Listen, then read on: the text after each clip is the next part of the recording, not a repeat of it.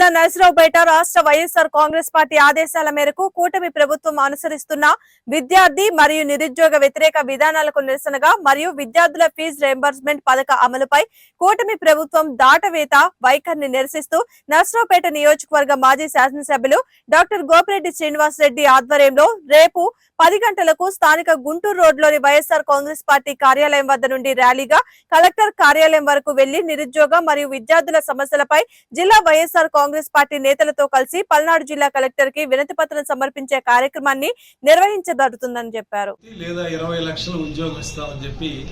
ఈ కూటమి ప్రభుత్వం ఇచ్చిన మాట ఇంతవరకు అమలు చేయకపోవడం, అట్లానే ఫీజు రీయింబర్స్మెంట్ పథకం కింద దాదాపు 4,000 కోట్ల రూపాయలు బాకీలుంటే 600 కోట్లు ఇచ్చి మిగిలినవన్నీ కూడా ఇప్పటి వరకు కూడా 5 సెమిస్టర్లకు సంబంధించిన బకాయిలు చెల్లించకపోవడం వల్ల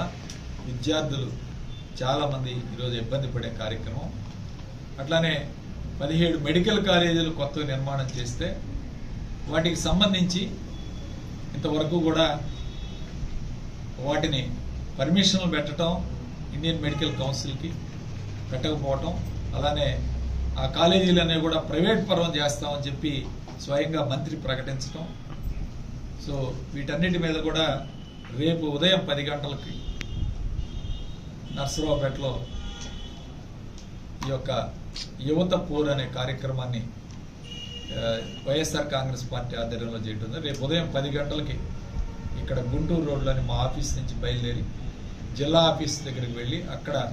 అందరి నాయకులతో ఈ 7 నియోజకవర్గాలు, పల్నాడు జిల్లాకు సంబంధించిన 7 నియోజకవర్గాల నాయకులు, కార్యకర్తలు అందరూ కలిసి జిల్లా కలెక్టర్ గారిని కలిసి ఆయనకి రిప్రజెంటేషన్ ఇవ్వడం జరుగుతుంది. కావున ఈ కార్యక్రమంలో వైఎస్ఆర్ కాంగ్రెస్ పార్టీ నాయకులు, కార్యకర్తలు, అభిమానులు, శ్రేయోభిలాషులు అందరూ కూడా పాల్గొని ముఖ్యంగా విద్యార్థులు, అట్లానే